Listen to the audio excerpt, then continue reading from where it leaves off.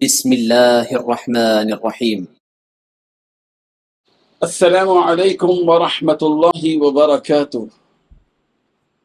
الحمد لله رب العالمين والصلاة والسلام على سيد المرسلين محمد وآله وصحبه أجمعين أما بعد. حاضرین و ناظرین، یہ درس نمبر 2331 ہے اور آج سورۃ الغاشیہ کی 6 آیتوں کی تلاوت اور تشریح کی جائے گی۔ آیت نمبر 21 تا 26، 21 to 26۔ اعوذ باللہ من الشیطان الرجیم، بسم اللہ الرحمن الرحیم، فذکر انما انت مذکر لست عليهم بمسيطر إلا من تولى وكفر فيعذبه الله العذاب الأكبر إن إلينا إيابهم ثم إن علينا حسابهم صدق اللہ العظیم۔ لفظی ترجمہ یوں ہیں، فذکر، بس آپ نصیحت کریں، انما انت مذکر، بس آپ تو نصیحت ہی کرنے والے ہیں، لست علیہم، نہیں ہیں آپ ان پر، بمسیطر، کوئی ذمہ دار، الا مگر، من جس نے، تولا، روگردانی کی، وکفر، اور کفر کیا، وَيُعَذِّبُهُ اللَّهُ الْعَذَابَ الْأَكْبَرَ، تو اسے عذاب دے گا اللہ، بہت بڑا عذاب۔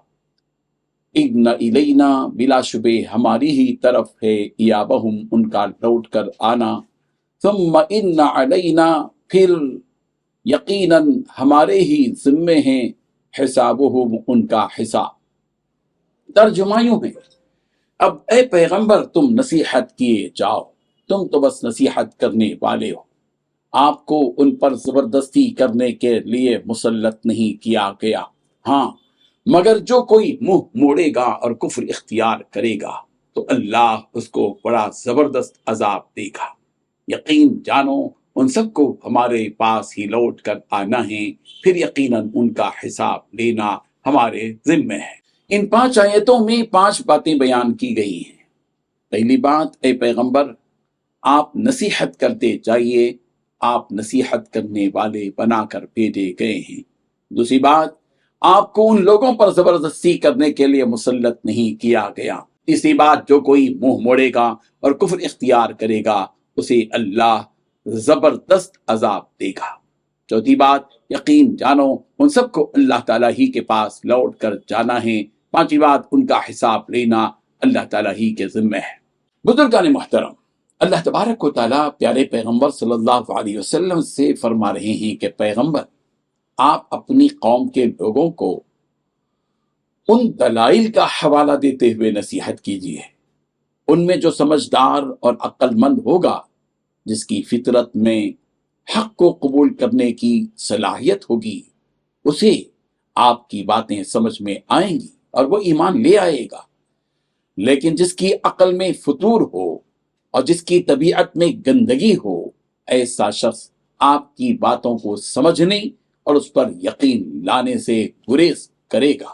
لہذا آپ بھی ایسے شخص سے کنارہ کشی کر لیجئے، اور ایسے شخص کا ایمان نہ لانا آپ کے لیے کوئی نقصان دہ بات نہیں ہے، اس لیے کہ آپ کا کام تو نصیحت کرنا ہے، نہ کہ انہیں درست راستے پر لا کر ڈالنا۔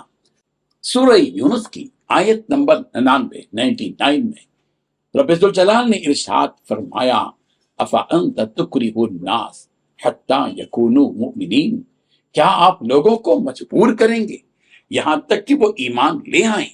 اور سورہ قاف کی آیت نمبر 45 میں کہا گیا، وما انت علیہم بجبار فذکر بالقرآن من یخاف وعید، آپ ان پر زبردستی کرنے والے نہیں ہو، اللہ آپ ایسے شخص لہذا آپ ایسے شخص کو جو میرے وعید سے ڈرتا ہو اس قرآن کے ذریعے نصیحت کیجیے۔ جب قیامت کا دن ہوگا تو جھٹلانے والوں اور کفر اختیار کرنے والوں کی بڑی خرابی ہوگی کہ انہیں وہاں جہنم میں سخت سے سخت عذاب دیا جائے گا۔